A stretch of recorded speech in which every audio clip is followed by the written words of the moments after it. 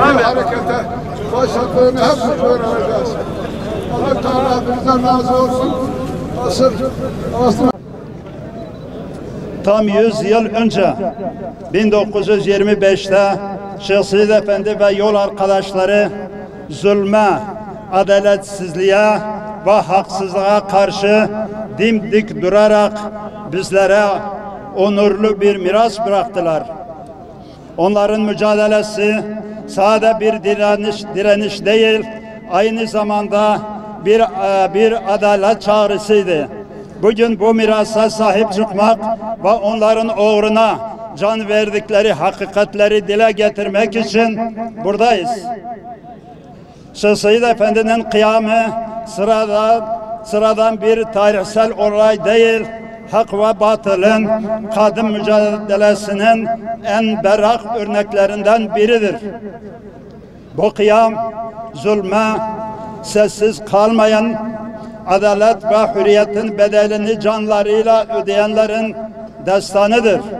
Hak bazen suskunluğun değil, seslenişin dilinde saklıdır. O sesleniş 100 yıldır susturulmak istense de bugün burada yüreklerimizde yankılanmaya devam ediyor.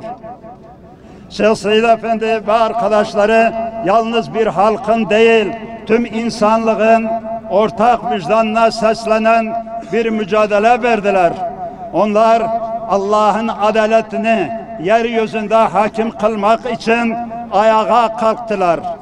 Çünkü bilirlerdi ki zulme boyun eğmek Allah'ın emrine karşı gelmektir.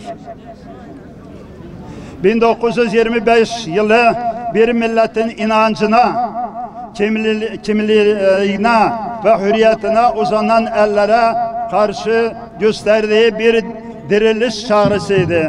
O yıl imanından taviz vermeyen bir millet Allah'ın huzurunda verdiği sözden dönmediğini tüm dünyaya haykırdılar.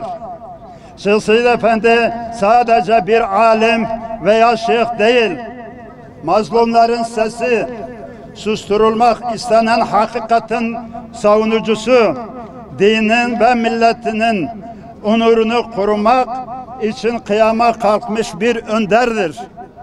Onun kıyamı bütün insanlığın izzetini savunmak içindi. Bir asır geçti ama o gün toprağa düşenler sadece bedenlerdi.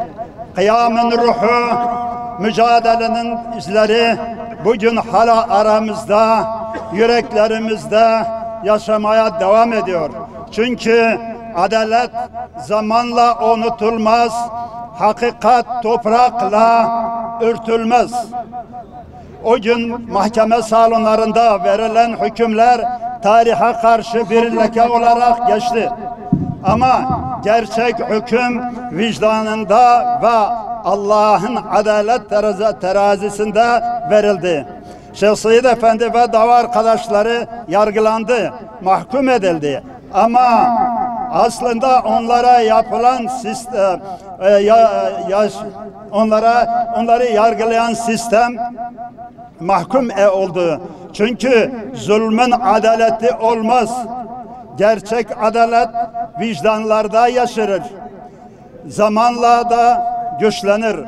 O gün mahkeme salonlarında ve dar ağaçlarında susturmak istenen ses bugün meydanlarda, dillerde, yüreklerde yankılanmaya devam ediyor. Şeyh Said Efendi ve dava arkadaşları bize sadece bir anı değil, bir sorumluluk bıraktı. O sorumluluk adaletin, hürriyetin ve insan onurunun nöbetini tutmaktır. Bizler bu nöbetin emekçileriyiz olarak buradayız. Onların mücadelesini unutturmamak, onların davasını yaşatmak bizim boynumuzun borcudur. Bizler Şeyh Said Efendi'nin emanetini taşıyanlar onun mücadelesini unutmamayanlarız. Bu dava unutulacak bir dava değil ve bu mücadele nesilden nesile devam edecektir. Zulme karşı duran yüreği titremedi, titremeyecek. Bir hakikat için yürüyenlerin başı eğilmedi, eğilmeyecek. Onların mücadelesi bizim mücadelemizdir. Onların davası bizim davamızdır. Bizler her daim Şeyh Said Efendi'nin gösterdiği yolda başımız dik, yüreğimiz umut dolu bir şekilde yürümeye devam edeceğiz. Gizlenen mezarların meydana çıkarılmasını üzerine bir mescit yapma talebimizi de yetkililere buradan duyuruyoruz.